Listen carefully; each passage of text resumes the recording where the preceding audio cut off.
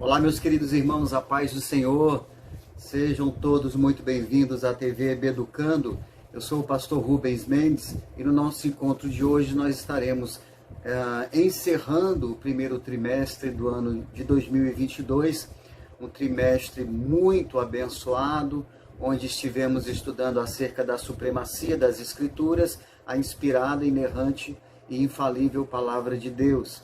E hoje, nessa nossa 13ª escalada, esses 13 degraus que viemos galgando aí durante esse trimestre, a conclusão que nós chegamos é que fomos bastante enriquecidos por todo esse conteúdo. Então, que Deus continue abençoando. Estamos às portas do segundo trimestre, que tudo indica há de ser também um tempo precioso e de muita qualidade na presença de Deus, com essas lições bíblicas que estão a caminho.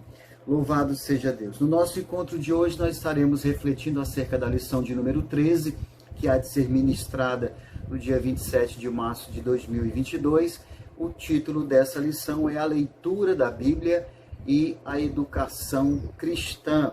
Então a gente vai pensar um pouco aí acerca de como anda a educação cristã, como a nossa igreja tem fomentado esse ministério, o ministério do ensino, que foi o ministério primordial e principal do nosso Senhor Jesus em sua peregrinação aqui na terra.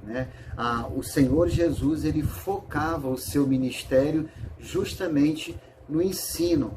Ele fazia muitas coisas, ele operava muitos milagres, mas todas essas coisas eram apenas, vamos colocar entre aspas, eram apenas acessórios, eram coisas que iam acontecendo enquanto ele desenvolvia a sua missão, que era ensinar.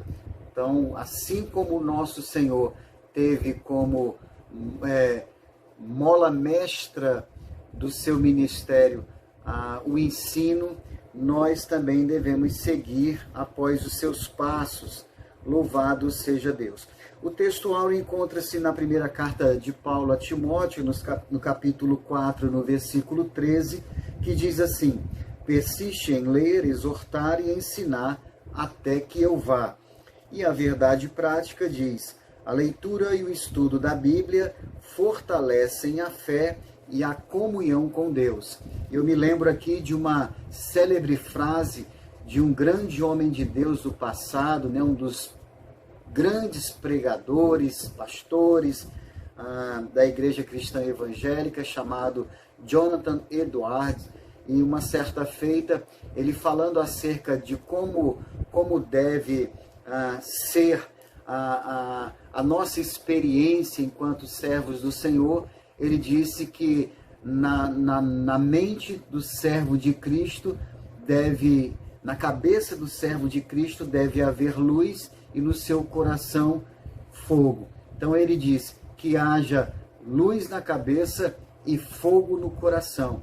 E quando nós olhamos para essa verdade prática, que fala que acerca da leitura e o estudo da Bíblia fortalecem a fé e a comunhão com Deus, nós então podemos perceber claramente como pode ser viabilizada essa frase de Jonathan Edwards, quando ele fala que na nossa cabeça deve haver luz e no nosso coração deve haver fogo. E é exatamente na nossa lida com a palavra, no nosso contato com a palavra de Deus, que nós vamos alimentando essa possibilidade de que em nossa cabeça haja luz, ou seja, haja esclarecimento, haja entendimento, haja revelação, e no nosso coração haja fogo, porque exatamente a palavra de Deus nos propicia essas experiências, tanto de uma abertura do nosso entendimento, da nossa mente, como também um aquecimento no nosso coração que nos impulsiona a cada dia a vivermos os ideais de Deus. Então o salmista Davi, no Salmo 39, no versículo 3, ele diz: incendeu-se dentro de mim o meu coração, e enquanto eu meditava, acendeu-se um fogo. Então nós podemos perceber o efeito da meditação na palavra de Deus. Ela incendeia o nosso coração, ela acende dentro de nós um fogo enquanto nós estamos meditando, né? Nós estamos em contato com ela. Louvado seja Deus. O apóstolo Paulo também, em outra ocasião, disse que a fé vem pelo ouvir e o ouvir pela palavra de Deus. Então, mais uma coisa corroborando aí com o fato de que a Bíblia, ela fortalece a nossa fé e a nossa comunhão com Deus. Glórias ao nome do Senhor. Vamos aqui dar prosseguimento à nossa leitura bíblica em classe. Encontra-se na primeira carta de Paulo a Timóteo, no capítulo 4, do versículo 6 ao versículo 16. Nós não vamos fazer toda essa leitura, mas eu gostaria de destacar aqui o verso 16. É o último versículo da nossa leitura bíblica em classe, que é uma recomendação do apóstolo Paulo ao seu filho na fé, Timóteo, que diz assim: tem cuidado de ti mesmo e da doutrina. Persevera nessas coisas, porque fazendo isto salvarás tanto a ti mesmo quanto aos que te ouvem. Então nós podemos perceber aqui essa via dupla, né? Essa via dupla de como deve ser a nossa postura diante da palavra de Deus e da seriedade com a qual nós devemos lidar com ela. Paulo, ele recomenda: tem cuidado de ti e da doutrina. Persevera nessas coisas, ou seja, persevera nesse cuidado, nesse zelo por ti mesmo e pela doutrina, né? Porque se você fizer isso, você vai salvar tanto a você mesmo, quanto aqueles que estão sendo expostos àquilo que você está ensinando, àquilo que você está pregando. É claro que quando Paulo fala aqui acerca da salvação, né? Se fizer isso, salvarás tanto a ti quanto os que te ouvem, não necessariamente ele está dizendo que é através do ministério de Timóteo que a salvação seria viabilizada ali aos seus ouvintes. Não era Timóteo o Salvador, mas essa salvação tem o sentido de preservação. Se nós tivermos o zelo pela palavra, o zelo pela doutrina, nós viveremos preservados em Deus e nós também influenciaremos aqueles que nos ouvem a viverem uma vida preservada também para o Senhor. Então nós podemos perceber que nesse processo, nós tanto somos aqueles que sofrem o processo, ou seja, nesse processo que é a educação cristã, nós somos, ilustrando assim, nós somos a madeira e somos a lixa. Ou seja, a madeira enquanto alguém que está em processo de lapidação, processo de formatação. Nós estamos sendo esculpidos, a nossa essência está sendo trabalhada. Mas nós somos lixa também, no sentido de sermos instrumentos de Deus para que as outras pessoas também tomem o formato apropriado. Então a gente vive o processo e fomenta esse processo também na vida de outras pessoas. Isso é o que se espera de nós enquanto ensinadores cristãos, pessoas que estão engajados nesse ministério que, repito, foi o ministério fundamental do Senhor Jesus na sua caminhada pela terra. A nossa introdução diz o seguinte: a educação cristã tem como finalidade a formação espiritual e o desenvolvimento do caráter cristão. Então, nós podemos perceber aqui que a educação cristã é um processo de formação, né? A educação por si só, ela é um processo de formação que parte desde do estado da ignorância e se projeta até o pleno desenvolvimento. Então, essa é a proposta da educação, é tirar o indivíduo de um estado de ignorância e conduzi-lo por uma trajetória até o seu pleno desenvolvimento. E aí a educação cristã, ela também entra nesse processo, utilizando fundamentalmente a Bíblia como o seu principal suporte, né, de aprendizagem. Então, no que diz respeito à educação cristã, que tem o mesmo propósito da educação, que é tirar o ser humano do estado de ignorância, e o estado de ignorância aqui diz respeito ao desconhecimento, né? Ao desconhecimento de algum assunto. Então, no que diz respeito à educação cristã, a ideia é tirar o indivíduo de um total desconhecimento dos princípios cristãos e introduzi-los numa trajetória, numa jornada que o colocará em um estado, é o que se deseja, de pleno desenvolvimento, sabendo que a educação é um processo contínuo, né, que nunca cessa. Enquanto nós estamos vivendo, nós estamos aí sujeitos às influências da educação. E, repetindo, no que diz respeito à educação cristã, esse suporte é a Bíblia Sagrada, é no nosso contato com a Palavra de Deus que nós vamos tomando a forma apropriada. O primeiro tópico da nossa lição fala que a Bíblia é o livro-texto da escola dominical. Então nós vamos perceber aqui que na realidade da nossa igreja, a escola dominical é de repente a agência principal, né? A agência fomentadora, a principal da educação, né? na comunidade eclesiástica, na vida da igreja. Então, a escola dominical, ela é essa ferramenta que tem ajudado aí no decorrer das gerações, na formação de muitos obreiros e obreiras, homens e mulheres de Deus, foram forjados aí a ferro e a fogo nas cadeiras da nossa querida escola dominical. E a escola dominical, como diz aqui o nosso comentarista, né, ele falando acerca do currículo da escola dominical, ele diz que o conteúdo expressa a ortodoxia professada pelas Assembleias de Deus.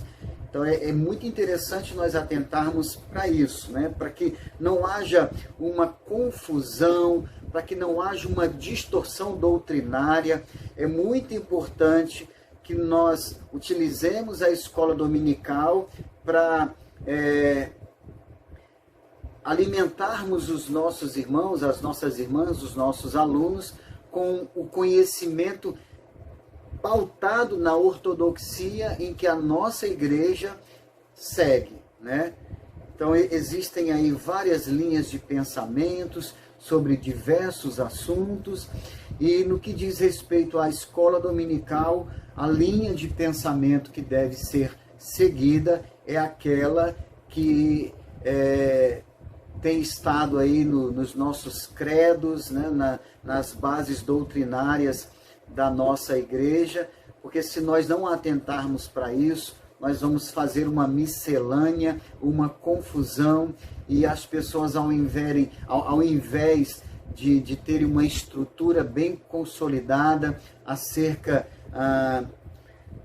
do entendimento, né, da palavra de Deus, elas terão uma estrutura bem confusa, né? Bem confusa. Então nós vamos aqui para o segundo subtópico, que fala acerca da prática pedagógica. Eu gostaria aqui, nesse momento, de convidar você aí a nos ajudar no nosso canal. Se todo esse conteúdo tem sido relevante, já de antemão quero agradecer você por essa parceria nesse primeiro trimestre. Se você está chegando, né, nos conhecendo agora, conhecendo o nosso canal agora, glorifico a Deus por sua vida e conto com sua parceria também no próximo trimestre.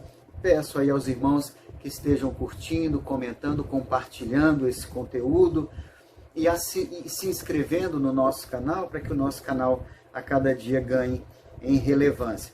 Bem, o segundo subtópico da nossa lição, relacionado ao primeiro tópico, fala acerca da prática pedagógica. E aí eu queria destacar aqui dentro desse texto o seguinte: instruir, expor e corrigir o erro, né? Esse, na verdade, é o sentido do ensino, da nossa prática pedagógica. O nosso ensino ele não deve ser limitado a uma simples transferência de conhecimento. Nós temos visto na realidade de muitas igrejas, alguns professores são homens de Deus, que são mulheres de Deus, mas que têm se limitado muito aí a simplesmente descarregarem conhecimento nos seus momentos ali, nos seus contatos com a classe, nos dias de escola dominical. Mas para além do simples despejar de conhecimento, a prática pedagógica desejável e que faz a diferença é aquela que instrui, é aquela que expõe a realidade e é aquela que promove a correção de rotas, a correção de erros. Então isso pode ser ilustrado ali de uma forma bem simplória com relação ao tratamento de uma ferida, né? Quando há ali a necessidade de fazer uma asepsia, uma limpeza naquela ferida, então há uma dor, né? Há uma dor por causa daquele processo, então há aquela dor, mas também há uma limpeza e depois a aplicação de um medicamento para ajudar no tratamento. Então esse processo, ele tem alguma coisa também a ver, a gente pode extrair como um exemplo aqui para o contexto pedagógico, né? A questão do confronto, de nós estarmos em Deus confrontando, estarmos ali promovendo a exposição, né, do nosso eu do nosso aluno, para que ele sinta a liberdade de expor ali as suas mazelas, os seus desafios, os seus temores, e aí pela palavra de Deus nós apresentarmos as possibilidades de correção, de vitória sobre essas dificuldades dos nossos alunos. Então esse processo ele difere de uma simples transmissão de conhecimento, ele vai mais além, tange aí a questão do discipulado, né? Toca a questão do discipulado, da lida com o nosso aluno. Então é muito importante nós estarmos atentos a isso, porque é exatamente esse tipo de intervenção que vai fazer a diferença e vai fazer com que os nossos alunos, através do ensino da palavra, eles tenham aí a sua essência trabalhada, o seu caráter, né, aperfeiçoado. Nós sabemos e nós já falamos aqui que a Bíblia é a principal ferramenta de suporte de aprendizado no âmbito da educação cristã, mas nós sabemos também que para além desse suporte que é fundamental, que é a Bíblia Sagrada, nós temos também outros meios que ajudam nesse processo. Nós temos, por exemplo, a revelação pessoal do Espírito Santo, quando o Espírito Santo, ele pessoalmente, ele ministra o coração de alguém, orienta esse alguém, expõe de repente o erro desse alguém para que isso possa ser corrigido. Nós temos as próprias experiências da vida, os nossos montes e os nossos vales, os momentos difíceis, e o que se espera é que tenhamos conhecimento e conhecimento tal que a gente aprenda a ver esses momentos da nossa vida como possibilidades de aprendizado, de crescimento, de amadurecimento.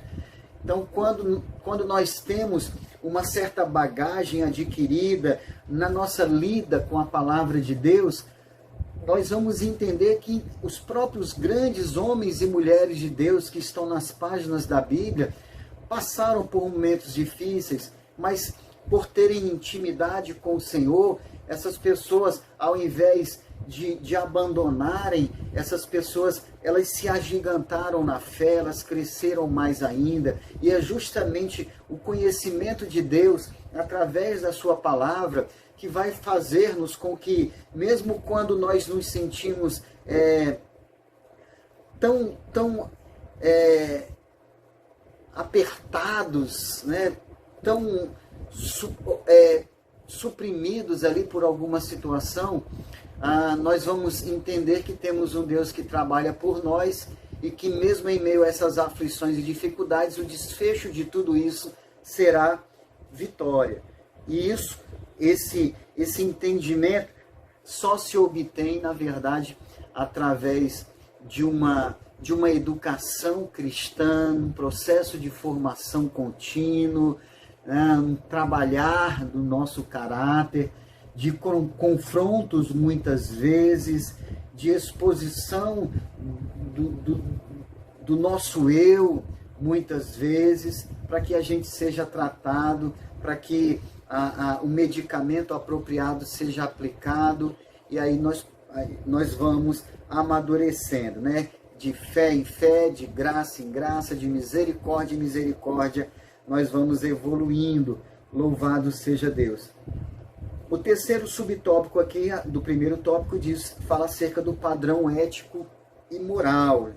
E aqui eu queria destacar o seguinte: em suma, a palavra de Deus não pode ser relativizada, revogada ou ajustada aos interesses humanos. Então nós temos a consciência de que nesses últimos dias, principalmente nesses últimos dias, é certo que sempre houve essa tendência, e agora muito mais, há uma tendência em querer relativizar a verdade absoluta da palavra de Deus, né?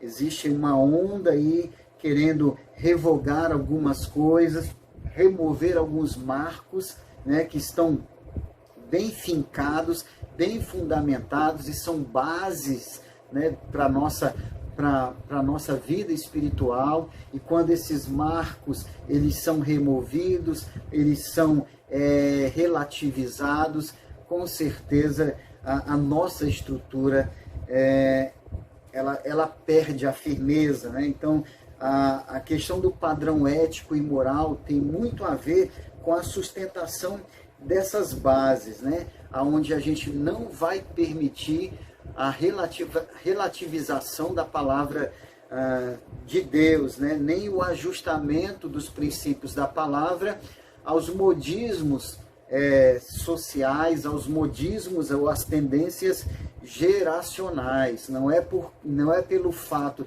de que a sociedade começa a admitir determinadas práticas que elas serão validadas pela Igreja do Senhor.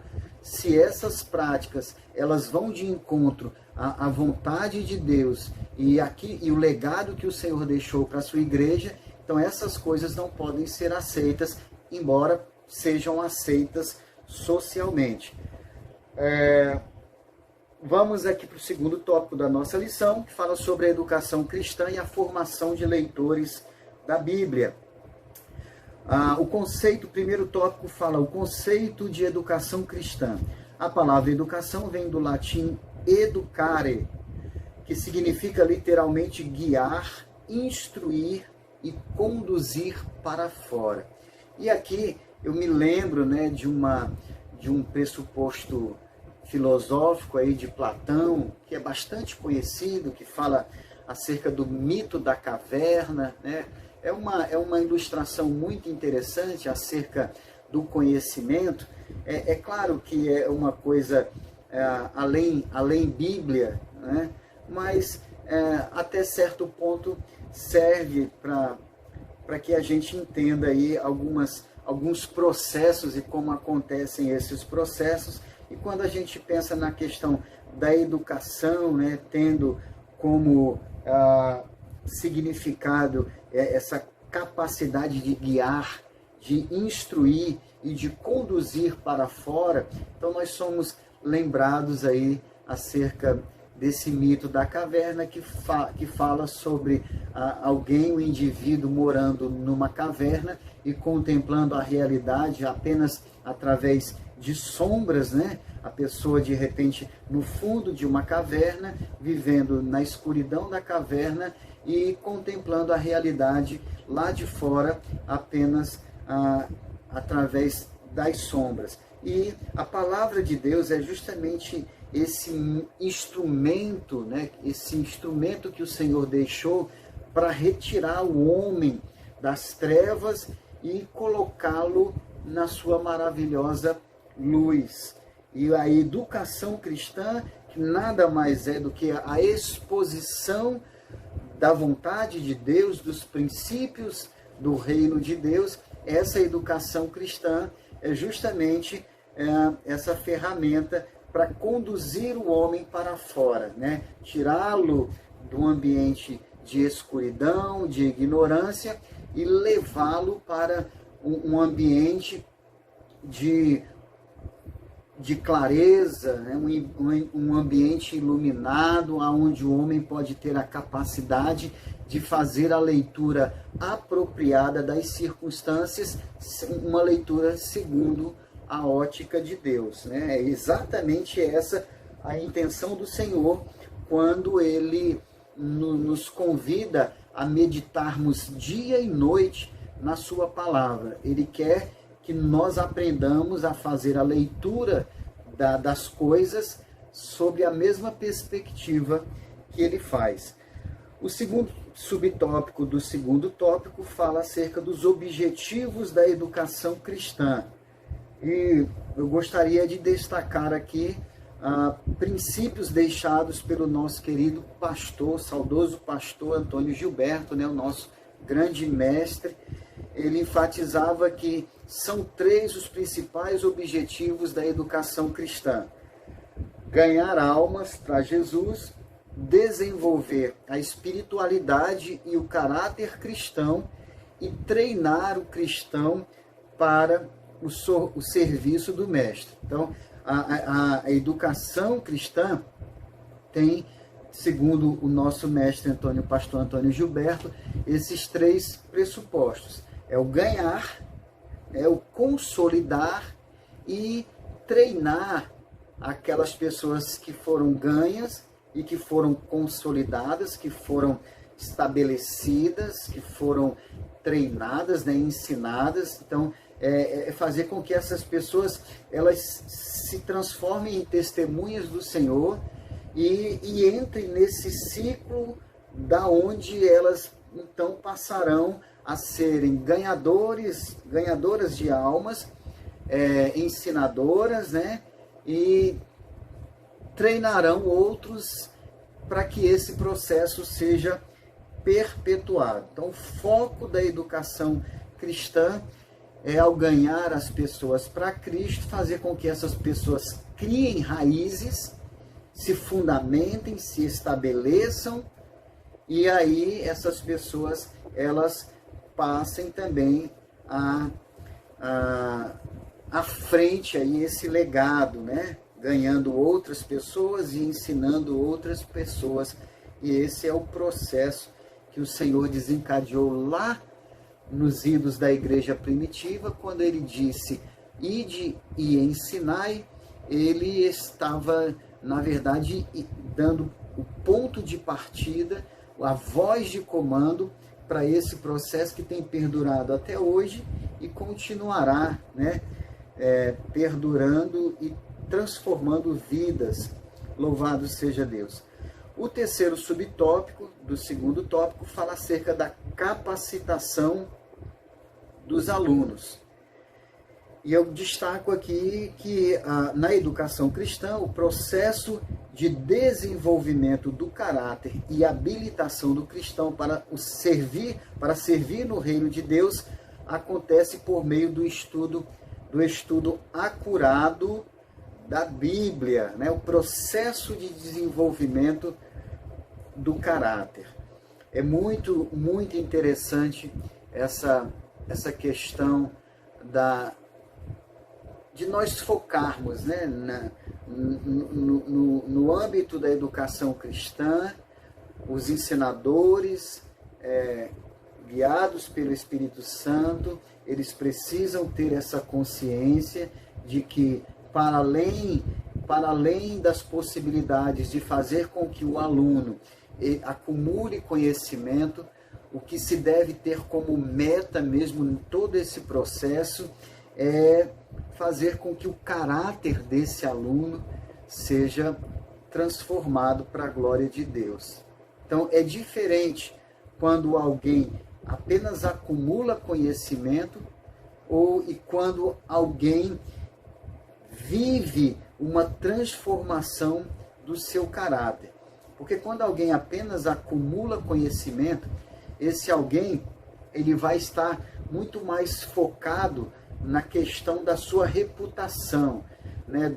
do seu reconhecimento. Mas quando a pessoa é trabalhada no seu caráter, essa pessoa, para além de ser reconhecida, né, da sua reputação chegar longe, essa pessoa trabalhada no caráter, ela vai se dispor a não apenas estar testemunha de Cristo em algumas ocasiões, mas ser testemunha de Cristo em todos os contextos. É diferente o estar testemunha e o ser testemunha. Infelizmente, pessoas que ainda não tiveram seu caráter completamente trabalhado e transformado, essas pessoas, elas ocasionalmente estão testemunhas de Cristo conforme a conveniência. Em determinados lugares, elas se apresentam como testemunhas de Cristo, mas em outros lugares não. Então, quando se é trabalhado no caráter, essa pessoa ela é testemunha de Cristo em toda e qualquer circunstância. Me chamou a atenção aqui também, eu gostaria de trazer para a nossa reflexão um ponto aqui do nosso auxílio de vida cristã, que está na revista do Mestre, que diz assim: o que é a meditação bíblica? O verdadeiro objetivo da meditação bíblica não é ajudar ninguém. Vejam bem isso, que coisa tremenda, que verdade profunda.